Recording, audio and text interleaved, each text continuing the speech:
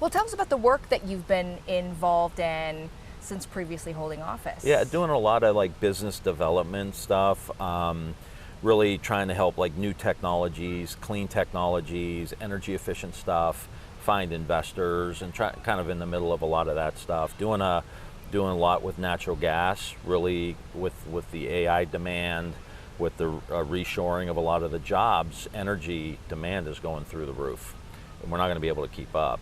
And that's just going to shift technology somewhere else. So I'm doing a lot of work in trying to get more natural gas out there, displace coal and some of the dirtier fuels, and then still doing work with some labor unions, which is kind of in my heart. So I want to make sure I'm always advocating for them. Now, as a senior advisor for the Progressive Policy Institute, Yep. The Institute says its focus is to champion the economic prospects and moral outlook of ordinary working people. It specifically highlights the word pragmatic. Yeah. For ideas, for Democrats, radically pragmatic is what they say on the Yeah. website. What does pragmatic mean to you and to the people of Ohio? Most of the time it means there's going to be some role for government, infrastructure, job training, those kind of things. But there's also a really big role for the private sector. And we have to stop saying it's either all government or all private sector, because reality is being pragmatic somewhere in the middle. And how do we find that balance? Like kind of a Bill Clinton had, back in the day, a George Herbert Walker had back in the day, where you just appreciate both and you figure out how to make people work together. I mean, we're all on the same team, but everyone's got to be involved in the action and figuring out that relationship on taxes, on regulations, on investments. How do we dominate the future? It's not going to be one or the other. It needs to be both, and that's the most pragmatic approach to have. You recently posted a quote about how avoiding criticism is to be unseen. You reposted that quote, and then you added, "Public life is not for the weak of heart." So you've had this time away from that public life. What draws you to consider it again? I love it. I mean, I love public life. I love policy. I love kind of the strategic necessities of like getting stuff done in a pragmatic way. I mean, that was what I did as a congressman. I was always working with the business community to try to rebuild downtown Youngstown or downtown Warren or downtown Akron and working together. And I love being in the middle of all that. My work today reflects that somewhat, but there's nothing like, being in the mix and really being able to bring people together to collaborate and convene and, and do good for people. 13 years of Catholic school, so a lot of that stuck. Now you are considering a run for governor of Ohio. Where are you in your decision, and what are the biggest factors for this as you consider this? Will you run? Yeah, I'm still processing. I'm not really in any super big hurry to make a decision. I think that I could do a really good job. I think I understand Ohio better than almost anybody in the state as far as the different areas and how to do economic development. And so that's intriguing to me to jump back in. But really, my family life has changed in the last 3 years for the better. I'm coaching my kid in football and basketball. I got way more time with my wife. We're able to travel a little bit. I don't miss anything with the family. Where the previous 10 years, I missed 75% of things. And I love nothing more than my family. So, that's the biggest thing. Because having done this for almost 25 years, what you have to give up, what the sacrifices are, and knowing that, I think makes me really want to think about it a lot before I would pull the trigger, and obviously the family will be involved in that decision too. What are you hearing from your family about this decision, particularly your youngest? Who's Brady? Well, he loves me being home, and I love being home. I mean, I take him to school, I take him to practice, I coach him at practice, I bring him home from practice. We eat together, breakfast, dinner. We watch TV together. He's really getting into sports now, so we watch sports together in a way that we never have. And so, like, putting a pause on that for 18 months, is kind of a little bit heartbreaking, but at the same time, I want him to grow up in an Ohio and in a country that is not so polarized, that is very modernized and progressive. I want to leave him something, and I do politics, I do policy. So it would be like off to war for 18 months, and we'll see when we get back. You've been a champion of Dr. Amy Actton for her work in Ohio's Department of Public Health, and currently she's the only Democratic candidate for governor. So what are your thoughts on her as a political opponent should you choose to run? Yeah, I really like Amy Actton. I think, a lot of people do. This is some pretty high level politics. I was in leadership in the House of Representatives. I mean, these fights get nasty and they get dirty, and you really got to have some thick skin. You've got to be willing to tell people no, but you got to be willing to tell your friends no, and that comes with a lot of experience. So, I think Ohio probably needs somebody with some experience. Again, I haven't looked at her candidacy at all, and I don't know what I'm doing, so I'm not here to be critical, but just I think those are going to be things that Ohioans, I think, in this political environment are going to be looking at. What about the Republican side of the ticket? Vivek Ramaswamy has received the endorsement of President Trump and the Ohio Republican Party. Obviously, there's still a lot of road between now and the primaries, and so much could change. Yeah. But currently, he is the front runner. So what are your thoughts when you look across the ticket? Again, I don't know him, but I've listened to him now for the past couple of years, and really some very extreme positions, I think, about how we're going to fund public schools with no property tax, and then you're going to get rid of the sales tax, and you're going to get rid of the income tax. It's a level of rainbows and unicorns that I don't think the Ohioans, are aligned with. I think him being so involved with Doge and that kind of reckless approach to reinventing government. I believe we need to reinvent government, but we don't want chaos in Ohio, and I think he would bring a lot of chaos to the state, unfortunately. And I think you would have a legislature that's been super extreme on so many issues, have been somewhat tempered by a Mike DeWine. They're not going to have Mike DeWine here. It's going to be full-on extremism with the governor signing these bills, not vetoing them. So as you see this, is this part of your consideration for your potential candidacy? Yeah, I'm worried. What I've learned from moving from, Niles, Ohio to here in the last few years is there's pretty much two Ohio's. There's really Columbus that's thriving, and in large part Cincinnati too. And then there's the rest of the state. And so when you look at Youngstown, Portsmouth, Toledo, Lima, the rest of the state around those two areas, you're seeing huge cuts in school funding. You're seeing huge cuts in healthcare and rural hospitals, huge cuts for farmers in those rural counties. So at the end of the day, you just can't have two areas of the state that are doing really, really well. It's not doable. And it's unfair because it was Youngstown and Portsmouth and Lima and Toledo who were building Ohio during the industrial age, and now stuff has moved to more technological and advanced manufacturing.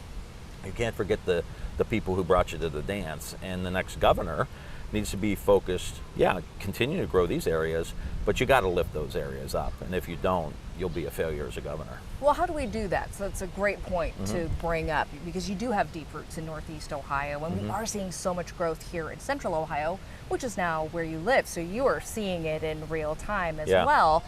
How do we spread that growth to Cleveland and other parts of the state? Well, I think you do kind of what I did as congressman. You got to rebuild your downtowns.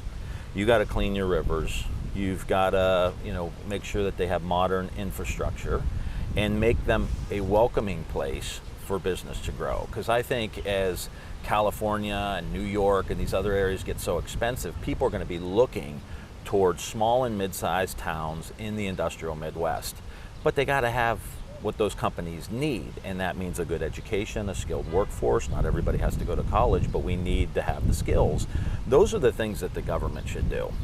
And if they don't do it, you're not going to get investment. The investment's going to continue to go to the area around Ohio State, the area around the old Procter & Gamble in Cincinnati and University of Cincinnati and those good schools down there.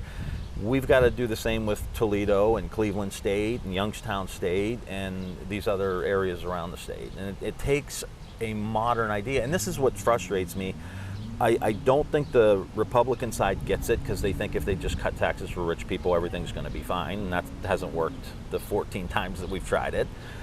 And the Democrats are lacking any ideas on how to modernize. How do we embrace AI? How do we embrace the blockchain? How do we embrace these new health initiatives? We should be leading that, and that's what frustrates me about the Democrats. We should go to these communities that aren't healthy, have no investment, and are getting their school funding cut and say, we got a new plan for you. Let's talk about the Browns Stadium. Oh my God. You have been... You know how to get me fired up. You've been quite vocal about keeping the stadium there on the lake. What is the solution here? I don't mind a billionaire making money and making investments. But, you know, you don't do it at the expense of everybody else. And to me, do your $1 billion project downtown. You know, Mayor Bibb would help accommodate you. I know Chris Ruane would accommodate. They would be thrilled. It would be great for the Browns. And it's just so frustrating to think that the local community, you know, in that stadium should be, as a tortured Browns fan my entire life, going back to, you know, the cardiac kids, that stadium needs to be on the lake. That stadium needs to be in Cleveland. And the Haslam should invest into that community. And I think that would change the dynamic and how a lot of people feel about them right now. And again, it's nothing personal, but you're going to move it to Brook Park? I mean, come on.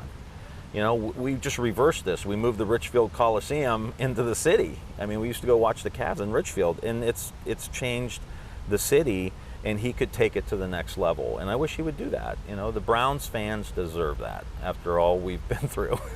Now, you've praised the leadership of Mayor Bibb in this fight over what happens with the Browns Stadium. What do you think the next step is for those who are in agreement with you that the stadium should stay where it is? I mean, I don't know what the levers are to pull. You know, talk to the governor down here and tell him to veto the bill, because it looks like the state legislature is going to give them $600 million. I mean, think about what's happening just in Ohio.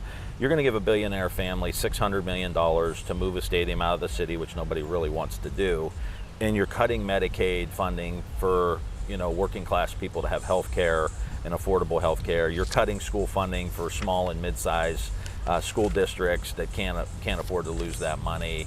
I mean, what are we doing here? This is ridiculous. Like, work with Haslam to build a downtown, reinvest back in our communities. Again, getting back to the original question about being pragmatic. Like, this is not pragmatic. This is silly. This is saying that if you're a billionaire, you can get whatever you want, and if the local community doesn't do it, you just go to the state legislature, throw some money around, and you get what you want. And who's going to suffer? It'll be the Browns fans that are going to suffer at the end of the day. They're not going to have the culture and the kind of the product. Me and Brady and my daughter went to the Browns-Steelers game on the lake last year. You know, snowing. Me and Brady are throwing the ball after the game in the snow. Like, that's Cleveland. And if you don't understand that, how important that whole like event was to like just the culture of Northeast Ohio, then you don't get what it means to be a Browns fan. The spirit was surely there. Oh man, it was so good. Oh, great memories there, I'm sure. Yeah. Another major issue for people of Ohio right now is property tax. What's the solution there? How would you address it? Well, part of it is, you know, if you're going to provide property tax relief, it should go to those people who are really struggling to make ends meet. But the best answer to that is to get more business developed in communities that have lost tax revenue, and that will increase the base of taxes that go to their schools and everything else, and that will eventually can handle, that business can handle the burden of the property taxes, and maybe provide even more relief for the local community. I mean, that's ultimately how you solve the problem, through growth, through investment. Again, it's not just government spending money. It's got to be, how do we put a strategy together that gets private investment too, that can then be taxable to go to the local schools. So as you decide whether or not to seek public office again, possibly a run for governor, what is your vision for the Democratic Party in general, but particularly in Ohio? I think it's one and the same. The Democratic Party has got to get back to the bread and butter economic issues. We've gotten off too far on being solely identified with kind of the social issues that are out there. And when I grew up, when I came into politics, the reason the Mahoning Valley was so Democratic is because the Democratic Party was for the working people. And we've gotten off that message. And I think we've got to get back to a pragmatic, Bill Clinton, how do we build the economy with both the public and the private sector?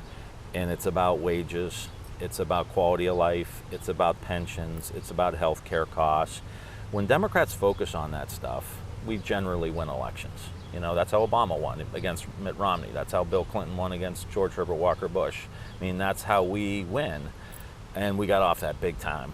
And so my goal, whether I run for office or don't run for office, is I'm going to do everything I can to get the Democratic Party back on an economic message.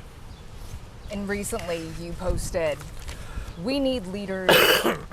Recently you posted, we need leaders with guts. Yeah. What do you think that looks like? And how does that relate to you and what you're considering right now? Well, I think one is to have the guts to make the argument of your worldview, not to, cower to anybody. And then it also, I think, means talking to people within your own party, on maybe advocate very strongly for some of those social issues, which I may agree with you on.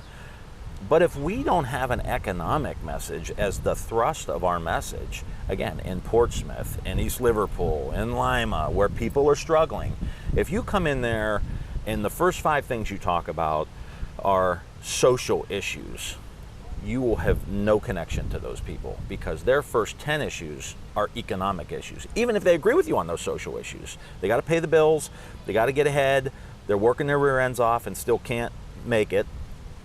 You look detached and disconnected. So having guts in politics doesn't mean you're mean, but it means you have conversations with those folks to say, look, if you want people in office who agree with you, then here's how, here's what we need to have the focus on, and it's those pocketbook issues. So when do you think we might hear from you as far as a decision about what's ahead? It seems there's just a lot still for you to consider. Yeah, next couple months, I think. I mean, Ted Strickland, I think, got in September, October when he ran in 06. So I think there's still time. And we just spent, I think, $50 or $60 million a couple years ago with a lot of TV ads. And so I think people still know who I am. I still walk around and people say, hey, I know you. So I think my name's still out there. I think my brand's still out there as far as being the economic guy. And so I think I got a few more months to make a decision.